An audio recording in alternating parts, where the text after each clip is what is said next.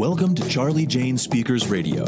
This is the show where we share speaking tips, tools, and resources to help you grow your public speaking business. Our goal at Charlie Jane is to get you, the speaker, on the platform in front of thousands of people so that you can teach and motivate your audience, enriching and empowering them to lead fulfilling lives. And now, here's your host, Wendi McNeil.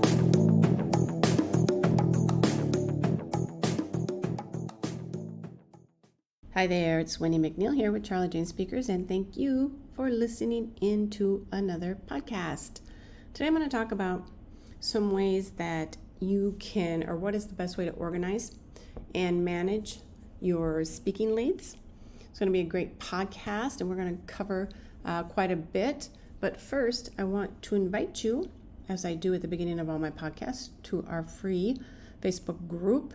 It is called Grow Your Speaking Business. It is an amazing, amazing group. You will not be disappointed. We have speakers in there, that are just kind of tinkering around, kind of have an idea that they want to start speaking business. And we have some that maybe a couple years under their belt, and we have some that are maybe over 30 years in our group. And everybody is so willing to help each other out, help each other grow, provide resources, tools, encouragement. So hop on over and join us. It is Grow Your Speaking Business Facebook group. And I will leave the link in the show notes as well. Okay, on to today's podcast. What's the best way to organize and manage my speaking leads, my speaking opportunities? I put together a few tips. Going to help you organize and manage your leads effectively. All right? But first, why is organizing and managing so crucial in the first place? Why is it so important to organize and manage your speaking leads? The answer is simple. If you want to turn your leads into clients or gigs, you need to be able to contact them easily and follow up with them regularly. If your leads are scattered across, different folders, notebooks, computer files, it's not really going to be easy, to keep track of all of them. You might miss golden opportunities, to connect, or worse, forget about them entirely, right? How many times have we taken, people's information, whether it's business cards or whatnot, and we've kind of stuffed them in our pocket, and find out later we washed our clothes and it's now just a ball of wet paper, or we've stuffed them somewhere and then we don't remember where we put them. These are gold, right? You want to hold on to these, and you want to get them on your mailing list. So I don't want you to miss any opportunities to connect. So this is why it is important that you need to organize and manage all of these leads. Proper organization of your speaking leads also allows you to work smarter and not harder. There's no need to waste time searching for contact information, or trying to remember the last time you spoke to someone, or even what was discussed. With a good system in place, you can manage all of these leads, all of these contacts more efficiently, and have all of the information right there at your fingertips. You can focus on connecting with your leads and building relationships rather than wasting time on the administrative side of things. Now that I've covered why it's essential to organize and manage your speaking leads, let's take a closer look at some of the tips I have for you based on 2 decades of seeing some of the best in the business manage these leads. Number 1, I want you to create a list, or a database. The first step really into organizing your speaking leads is creating a database. This will be the master list you use to track your leads. There are a few different ways you can do this. All right. So you can create a spreadsheet, like using Excel, Google Sheets, or another program. You can use a CRM, which is customer relationship management, like maybe Salesforce, HubSpot. You can create a simple list using a notebook or a piece of paper. The method you choose will depend on your personal preferences and your business needs. However, I strongly recommend that you make it online, preferably cloud-based, so that it can be accessed from anywhere, anytime. Because when you make the database searchable, you can filter it and even share it if needed. So for example, let's just say, you went to a conference, a little networking event afterwards, and you met, just say 4 people that really were interested in what you were talking about, and they really showed interest that, there's a possibility that they'd like to put you on their stage or in front of their audience. You swapped business cards and information. And what are you going to do with those business cards? You don't want to stuff them down in your briefcase. You don't want to stuff them in your pocket. When you go back that night, and because you have started this in like a cloud-based program, you can access it right then and there, quickly add in the information, done. You don't even have to think about it again, right? Now, pen and paper are great because I do that a lot. But that's only if you have like a few leads to go on, because as you grow, your list is going to get long. That is our goal, right? And your speaking business and as your speaking business and your contact list gets longer, it's just going to become more and more really challenging to manage using paper and pen. Lastly, I wouldn't recommend jumping straight to a CRM system. Firstly, they can be expensive, even at base levels of functionality, and you probably don't need all the bells and whistles that they offer. And secondly, they can be pretty complex to learn and use. Now, if you're already using one, then go for it. But for me, I use Google Sheets all the time, and that's what I would recommend. Number two, I want you to carefully keep track of where each lead comes from. When collecting business cards and the contact information, it's essential to keep track of where each lead came from. All right, so keeping well-maintained records of where you first encountered them is going to help you determine which methods are bringing in the most promising leads, so you can focus your efforts on those channels. For example, let's just say if you're meeting a lot of qualified potential leads at conferences, then you should continue attending and maybe even speaking at those conferences. On the other hand, if you're not having much success with online networking, let's just say, we'll just say LinkedIn, which really LinkedIn is awesome.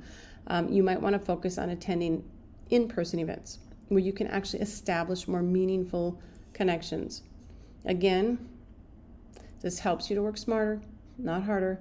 You only have, so much time, right, and energy to devote to your business. So you might as well focus on the channels most likely to bring in the best results.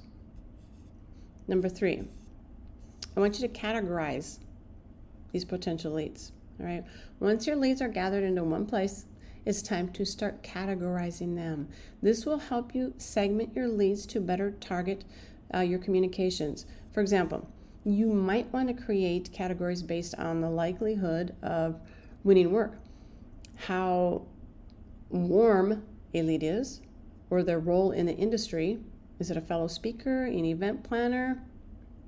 I would color code those leads so you can see which ones you need to prioritize from the moment you open up your spreadsheet. Categorizing your leads also helps you to target your communications more effectively. You can send out mass emails to all your leads, but you're going to get a much better response rate if you send out targeted emails to specific segments of your list, such as a group of people you all met at the same event. And I'll give you another example for myself. I have my list segmented. I have new speakers, and I have another segment for speakers that have many years under their belt, and then I have speakers that are, a segment for speakers that are pro speakers. Okay, that's just one example. Number 4, keep track of all correspondence. This, I can't stress this enough. This is crucial. The number of speakers I see that compile these massive spreadsheets of contacts, but then can't tell you when they last spoke to most of them or What was discussed is beyond counting. So let me repeat. Note everything down. When you meet someone, make a note of it. When you send them an email, make a record of what you said and when you plan to follow up. I want you to note important dates, such as speaker proposal deadlines, so you never miss an opportunity. Use these notes to remind you what you need to say next time you touch base, which should be regularly. The goal here is not to constantly pester potential clients, but to avoid situations where people feel you're only reaching out to them because you want something from them. No one likes to feel like they're being used. So make an effort to keep the lines of communication open, even when you don't have anything really specific to say. This is key to relationship building and establishing a long-term business partnership. During these conversations, you might want to note down potential conversation starters, such as the prospect's children's names, anything they mention currently going on in their lives, or even news stories you can follow up on the next time you talk. Whatever those key details may be, note them down, okay? Number 5, I want you to set reminders for taking specific actions. Set reminders for taking specific actions. Lastly, unless you're using a, fancy CRM system, you will need to set reminders to take action concerning specific clients. This is easier if you're using a cloud-based spreadsheet software such as Google Sheets. As I mentioned, I use it all the time. It can be linked to your email, calendar, and your phone. However, you can also set reminders using the basic Excel spreadsheet. For example, you might want to set a reminder to follow up with someone in 2 weeks if you haven't heard back from them after your initial contact. Or if you're waiting on a response to a proposal, you might want to set a reminder for yourself to check in, let's say after about 7 business days. Again, the goal here is not to be a nuisance, okay? But to ensure that you're staying on top of your leads and keeping the lines of communication open. So I want you to get on top of those leads today. It can make a huge difference to your success. Organizing and managing your speaking leads doesn't have to be complicated. It can be as straightforward as complex as you want it to be. The key is to find a system that works for you and to put it into action, okay? So if you're really not sure where to start, we do have a speaking leads organizer. I am going to leave that link down in the show notes, and that is done in a Google Sheet. So if after this podcast, if you want to grab that, look down in the show notes. The link will be there for you to grab, okay? So that is it. I'm going to really quickly recap. We had one, I wanted you to create a list or a database, and you can use a Google Sheet. That is what I use, or you can use an Excel or CRM service. Number 2 was to carefully keep track of where each lead came from. Number 3 was to categorize your leads. Number 4 was to track all of correspondence. And number 5 was to set reminders for taking specific actions. Okay? Now, I want you all, after you shut this off, to go and see if you have this in place. It is very important. Again, we do have a speaking leads organizer. I will put the link in the show notes. You can go ahead and grab that. Also, don't forget to join us over at our Facebook group, Grow Your Speaking Business. Grow Your Speaking Business. It's an awesome group of speakers, all willing to help each other. And I'm going to leave that in the show notes as well.